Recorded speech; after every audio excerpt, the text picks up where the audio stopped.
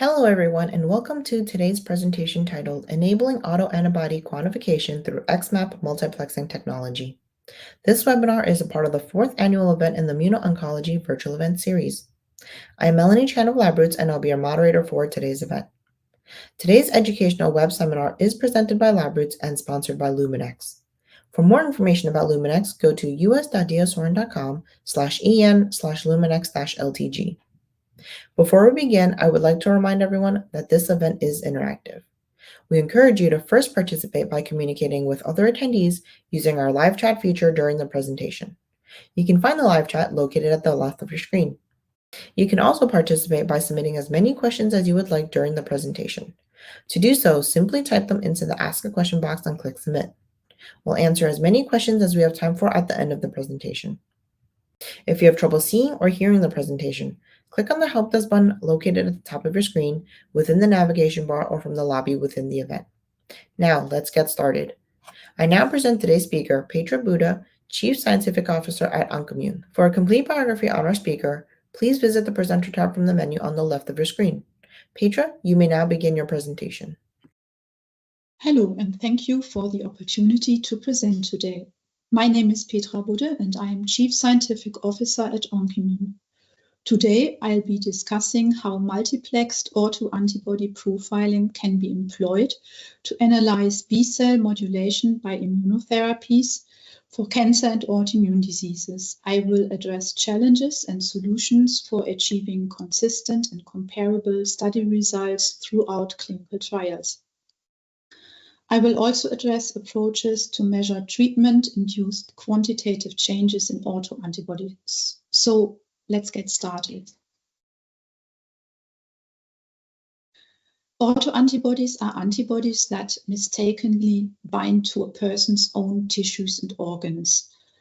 Autoantibodies can be biomarkers for autoimmune diseases, but may also occur in healthy individuals at low levels. Low-grade chronic inflammation can expose hidden self-antigens and promotes autoantibody production. Furthermore, exposure to certain pathogens such as EBV may potentially trigger autoimmunity, possibly by similarities of viral and human proteins, which is called mimicry. Another group of autoantibodies are cancer-associated autoantibodies, and that are autoantibodies that bind to tumor-associated proteins and antigens and often occur before several years before clinical symptoms may occur. Apart from being useful for cancer diagnosis, autoantibodies are currently also explored as biomarkers for prognosis, immune checkpoint inhibitor responses, and treatment outcomes. Autoantibodies are typically increasing with age and may be associated with age-related diseases. This is called immunosenescence. And this might alter the tolerance to self-antigens and increase autoantibody reactivity. Many of the novel cancer immunotherapy aim to modulate activities of receptors or cytokines and immune checkpoints, which are not only expressed on T cells, but may directly or indirectly modulate B cells. They may not only have an effect on T cells and NKs, but also an effect on B cells. So profiling of autoantibodies may help to better understand the mechanism of action and how immunotherapies modulate B cells and trigger autoimmunity. They may be useful as biomarkers for monitoring safety and efficacy, in particular immune-related adverse events, where they may be useful as baseline autoantibodies predicting organ-specific immune-related adverse events, which may lead to severe toxicity or treatment discontinuation, especially when used in combination therapies. Another application might be that autoantibodies which are binding to modulators, immune checkpoints, cytokines may be functional, and they may support actually target discovery and personalization of treatment. So novel Therapeutic approaches, especially in the oncology field, might benefit from using autoantibodies as biomarkers for cancer immunotherapy. In the case of autoimmune diseases, novel therapeutic approaches aim to lower autoantibodies or aim to target B cells and thereby stop producing autoantibodies for potentially autoantibody lowering diseases. Autoantibodies are measured as proof of concept for the mechanism of action and to demonstrate a disease-modifying effect. As autoantibodies can be very high in some autoimmune diseases, this requires immunoassays which can measure autoantibodies across a broad signal intensity range. As many of these autoimmune diseases do not have only one autoantibody but multiple autoantibodies, this is best performed with a customizable and multiplex assay format, which is the bead-based Luminex xMAP technology. Oncimmune provides service for academic and pharma industry, biotech, and has developed a bead-based autoantibody profiling workflow, which is based on utilizing the xMAP Luminex technology. By using color-coded beads, up to 384 different autoantibodies measurements can be performed in one sample. Through an automated process, the platform delivers robust, high throughput and reliable autoantibody measurements. It is specifically designed to meet the needs of pharmaceutical, biotech and academic partners who often seek customizable and scalable solutions for immune profiling in research and clinical development. Autoantibody measurements can be performed for all immunoglobulin classes and subtypes with approximately 50 microliter sample, which is needed for robotics reasons. The exception is IgE, which is very low concentrated in serum, and here more sample volume and special sample preparation is needed to analyze this immunoglobulin subtype specifically. A key component of our autoantibody platform is our antigen library, which comprises 9,000 different antigens. The platform enables simultaneous detection of all immunoglobulin subtypes and has been validated across multiple species, including mice, rodents, and humans. Our antigen library comprises 9,000 antigen and covers a broad range of clinically relevant antigens. The majority of antigens were cloned from different cDNA expression libraries from different tissues and enable high-content autoantibody screening against native and post-translationally modified antigens. Secondly, we use peptides to measure post-translational modifications such as cytosine or to measure specific antigenic epitopes from microbial antigens or viral antigens. As antigens in some autoimmune diseases may have more complex or folded epitopes, for example, like GPCRs or ion channels, we have also included proteins which are expressed in human or insect cells so that these epitopes are fully recognized by the autoantibodies. The full antigen library can be used, and we have done this extensively for discovery purposes in many autoimmune diseases and oncology as well. But often it is more feasible to use disease-focused arrays, which can comprise up to 1,500 different antigens. And these can be further used for developing even more disease-focused panels, which we've branded as Navigate, which usually comprise 96 antigens. And these are mostly antigens which have been already identified in autoimmune diseases and are heavily employed in clinical trials. After validation, these panels can be further developed into customized panels and developed into fit-for-purpose assays to investigate and validate specific biomarkers in large-scale population studies or clinical trials. Over the years, we have built a large and growing data repository of autoantibody reactivity in more than 30,000 samples from healthy donors, various cancers and autoimmune diseases. And since the SARS-CoV-2 pandemic, we have also built a large database of viral and autoimmune responses in patients infected with SARS-CoV, but also with other viruses. These databases can be interrogated and enable interpretation of clinical autoantibodies. I will now present application areas for immuno-oncology and autoantibody diseases and where these autoantibody profiling might be useful.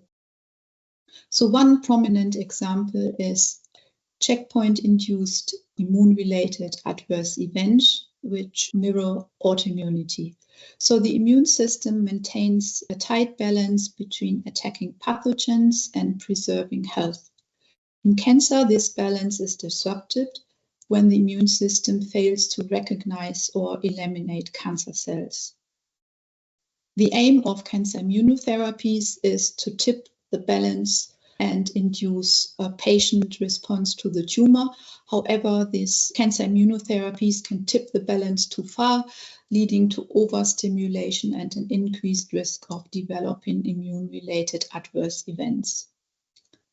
Some of these immune-related adverse events, such as myocarditis, pneumonitis, or neurological toxicity, hepatitis and colitis, can have high fatality rate, and that is why biomarkers predicting the development of organ-specific immune-related adverse event can be very useful. Autoantibody profiling in different cancer types. So this slide shows healthy donors, colorectal cancer and lung cancers, has shown that cancer patients have already autoantibodies before treatment and which can be tumor specific.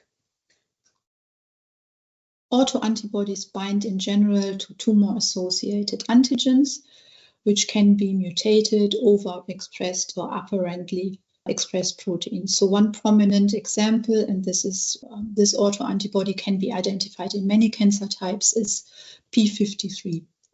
But there are others like NY-ESO or MAGE or CEA or BRAF autoantibodies. But cancer patients may also have autoantibodies to nuclear or structural cellular proteins, which resemble more the profile of autoimmune diseases. And these autoantibodies might actually perhaps the source of cross-reactivity during immune-related adverse events. Furthermore, we have also seen that a small group of patients have autoantibodies to immunomodulatory proteins. These can be anti-cytokine antibodies or antibodies binding to cellular receptors, as has been shown here in the box and whisker plot, like the TGF-beta receptor 2 autoantibodies. These autoantibodies can have potentially blocking activity or be immunosuppressive. And by this, modulate the immune response in cancer patients. So how can we determine if a patient is positive for an autoantibody or what the frequency in the study cohort is? So in this case, it is necessary to apply cut points, and these cut points can be derived from measuring a set of control samples in parallel and using these control samples throughout longitudinal studies. The cut point can be calculated. There are different ways to calculate cut points, but for example, it can be calculated using the 95% quantile of the control samples. Here in this case, these are healthy control samples. And then every reactivity in patient which is above this cut point is defined as a positive sample. This can be used, for example, to calculate in this heat map. This is shown, the numbers in these boxes indicate the percentage of autoantibodies, the percentage of autoantibody positive patients in the cohort, but it can also be used, for example, to see which autoantibodies co-occur in a patient or which autoantibodies segregate, like here, and do not co-occur in patients. So this is also useful to calculate and to select panels of complementary autoantibodies. In clinical studies, it is recommended to define and produce a set of well-defined reference samples to measure these repeatedly alongside the patient samples. And that is a way to minimize technical bias, such as inter-assay drift or reagent batch changes. And this provides a quick and portable assay setup, making it practical for studies requiring fast deployment. I will now present you some example data from research collaboration we've conducted together with the Dana-Farber Institute. The data have been published in the Journal of Immunotherapy in 2024. Here, the goal was to investigate differences in autoantibodies between patients treated with chemotherapy and immune checkpoint inhibitors in metastatic urothelial cancer patients. We've measured 66 urothelial cancer patients which were treated with platinum-based chemotherapy or different types of PD-1 or PD-L1 immune checkpoint inhibitors. Autoantibodies were measured to 1,200 antigens using tailored immuno-oncology antigen arrays and the Luminex bead-based platform. We've also measured pre- and post-treatment autoantibodies to analyze and investigate the involvement of B cells after induction of immunotherapy. And we used these autoantibody profiles at baseline to predict immune-related adverse events, response to therapy, but also the autoantibody induction, how it differs between checkpoint inhibitors and chemotherapy. And additionally, we analyzed if autoantibodies are associated with tumor mutational burden and how this relates to clinical response. We have found, and these are that baseline autoantibodies can predict the risk of immune-related, checkpoint inhibitor-related, induced immune-related adverse events. There is a complete signature of different autoantibodies, and I've selected 2 autoantibodies out of this signature. One example is that baseline autoantibodies to the transcription factor MITF predict the development of immune-related adverse events in both urothelial cancer, but also in melanoma. So this is also a validation of our findings. MITF is a transcription factor and a master regulator with diverse roles across normal tissue and immune cancer cells. So autoantibodies may arise through cross-reactivity and this from a shared antigen in tumor and normal tissue. We've also found that autoantibodies to the angiogenic factor AGGF1 were associated with lack of response, shown here, and also lack of immune-related adverse events. AGGF is a protein associated with poor prognosis in many cancer types, but also with a reduced inflammatory response. AGGF binds to alpha-4 beta-1 integrin, and it might actually be characterizing a subset of urothelial cancer patients with lower risk of immune-related adverse events and poor prognosis.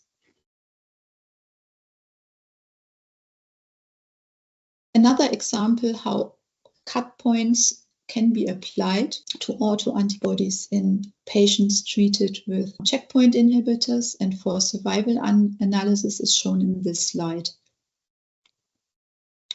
Autoantibody cut points can be utilized to determine which patient is a likely responder to immune checkpoint inhibitors.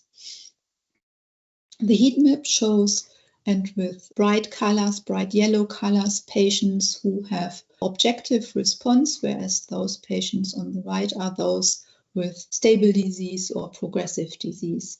There is a specific signature in these patients achieving objective response, and these autoantibodies target tumor antigens such as BRCA2, ctNNB1, or p53.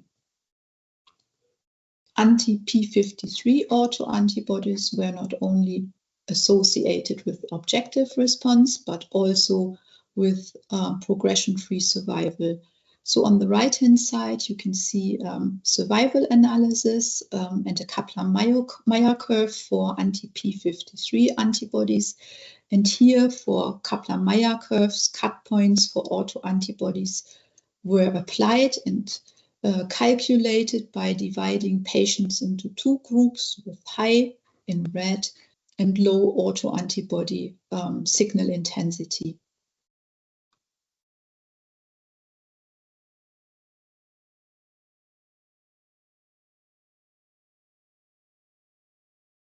ICI treatment induces profound autoantibody response in cancer patients to various different antigens.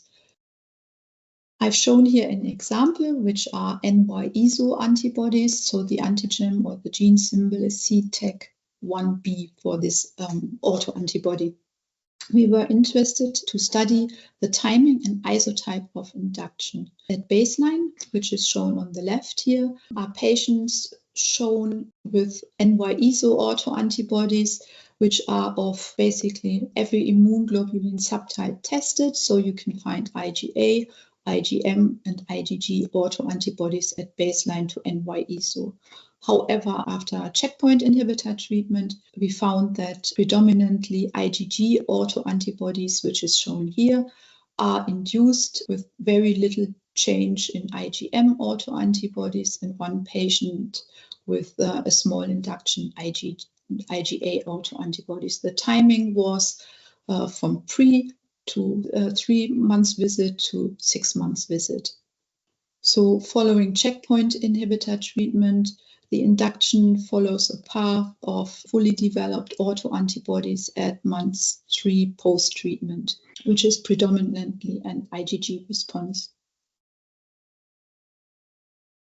What we've seen in this study is that with ICI treatment, we see a broad autoantibody induction. So the graph on the left shows basically the number and magnitude of induction of autoantibodies and the difference between checkpoint inhibitors and chemotherapy. And what you see here is that only in checkpoint inhibitor samples, you really have a great induction of autoantibodies over time, which is demonstrating that B cells are activated either directly or indirectly by checkpoint inhibitors. The changes in autoantibody induction were correlated with objective response, whereas those who have only stable disease or progressive disease have very little autoantibody induction. So these findings suggest that autoantibody level changes, specifically in checkpoint inhibitor treated patients, which indicate greater B cell and T cell activation and ultimately likelihood of responding to ICI therapy. We were also interested if genomic alterations in urothelial cancer patients are associated with the development of autoantibodies to mutated antigens. So in this study, we performed an analysis using Oncoprint to show genomic alterations, and protein or antigen with the greatest number of mutations in patients was actually p53, with 62% of patients had mutations or alterations in their gene. This suggests that mutated antigens are recognized as non-self antigens and may trigger a strong immune response, including autoantibodies. So patients with p53 mutations and baseline autoantibodies, which is shown here, were more likely to respond to checkpoint inhibitors. Thus, the presence of anti-p53 antibodies may indicate a primed immune system capable of recognizing tumor-specific antigens. In the final part of my talk, I'd like to introduce you to autoantibody quantification approaches. Precise quantification is important in many aspects related to the either induction of autoantibodies, such as I have shown this in my previous slides for cancer immunotherapy, or depletion by B-cell targeted therapies for autoimmune diseases.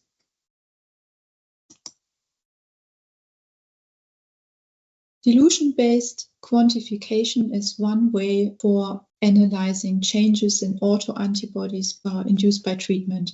So the majority of autoantibodies that we measure in multiplexed assays can be measured with the same dilution, which is in most cases a 1 in 100 dilution. These autoantibodies are measured with signals in the mid-range of the xMAP 3 instrument and have sufficient linearity to see either an increase or decrease of autoantibodies in a linear range. However, in some rheumatic diseases, such as Sjögren's disease or SLE, there can be autoantibodies that have very high titers. And these autoantibodies are typically called Ro52, SSB, or Ro60. So the graph here shows dilution experiments. We have diluted the samples from the standard dilution 1 in 100 to up to 1 in a million. And each of the boxes shows one different patient. So this would be a negative control, whereas we have here disease samples. So what you immediately see that the dilution experiment shows that patients greatly vary in their autoantibody titers, with signal quenching in some patients. And measuring autoantibodies in dilutions provides here an approach which shifts the signal into a linear range and allows then a true titometric approach for accurate quantification. And this approach is ideally for measuring, for example, a decline in autoantibodies by autoantibody lowering drugs. This can be converted into what I've shown in the heat map, can be converted into the dilution curves, where the signal is shown on the y-axis and the dilution on the x-axis, and each of the curves is one patient. You see that for some patient samples, the autoantibody reactivity is very high and only becomes in the linear range when using the really higher dilution in 1 in 100,000 or 1 in a million. But at the inflection point of the curve, you can now use this signal and derive from this an artificial titer and calculate in titer or arbitrary units for measuring the concentration of the autoantibodies. And examples of these autoantibodies with very high reactivity are Ro52 or SSB. And I've also plotted one example for an autoantibody which can be perfectly measured in a standard dilution of 1 in 100, which are autoantibodies to interferon alpha. So in conclusion, serial dilutions enable comparison of different samples to monitor, for example, autoantibody lowering effects. Another approach is using calibrator samples, which are spiked into the patient sample. We have recently evaluated the new IntelliFlex DR instrument. It features 2 lasers, which is useful for a variety of applications. For example, the 2 lasers can be used to measure different immunoglobulin isotypes in the same sample. For example, IgG and IgM together in one sample. Another application is to measure autoantibodies in patient samples, for which you can use the standard green laser with a phycoerythrin dye. And you can use the second laser, which is violet, to introduce a calibration sample. So this calibration sample, and this is the approach we followed here, is a sample which is where the autoantibody was affinity purified, and it is a well-characterized autoantibody reactivity, which enables then inline calibration. So this purified sample is coupled to biotin, and the reactivity and binding to the antigen can be then measured with streptavidin and a coupled reporter dye to the streptavidin.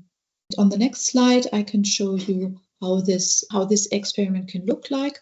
So in this experiment, we've used a sample, which is shown here in red, which is O52 positive. It actually has very high autoantibody reactivity. And to bring it into a linear range, we use dilutions to achieve linearity. And we've used in parallel a calibrator or reference sample, which is a purified O52 autoantibody, which I've shown before was labeled with biotin and then is detected with streptavidin biotin.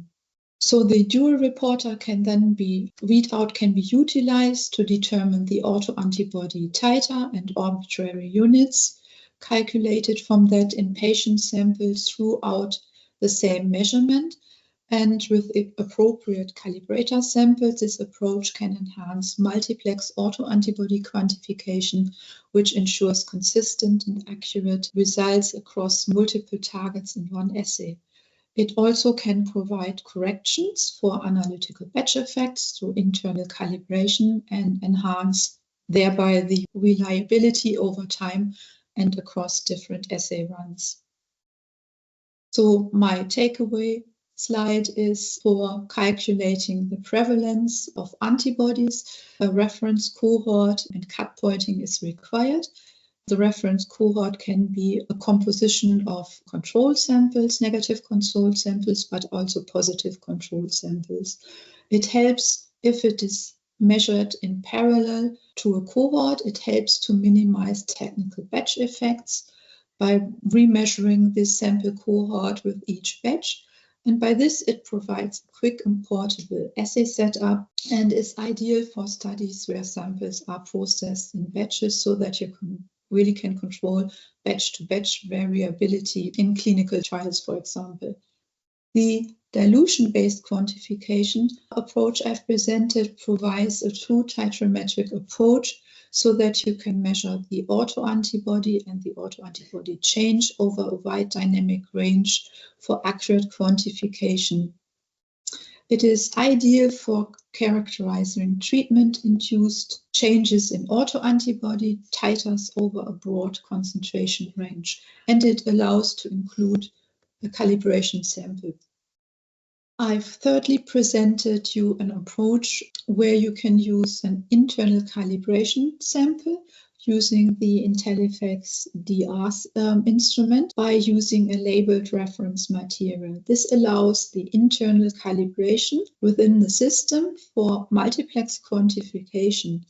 It provides also a means to correct for analytical batches, the internal calibration, to improve the reliability over time and across different assay runs when you reuse the internal reference samples multiple times and add it to each sample. It is ideal for multiplex and high throughput capabilities in larger studies where precision of possibly a lower number of analytes is critical. So it can provide a means and a pathway forward for assay development in a highly regulatory environment, such as you might have it in clinical trials. So again, thank you for having me today and to present our way of measuring autoantibodies at Oncimmune. So I'm happy to take now questions.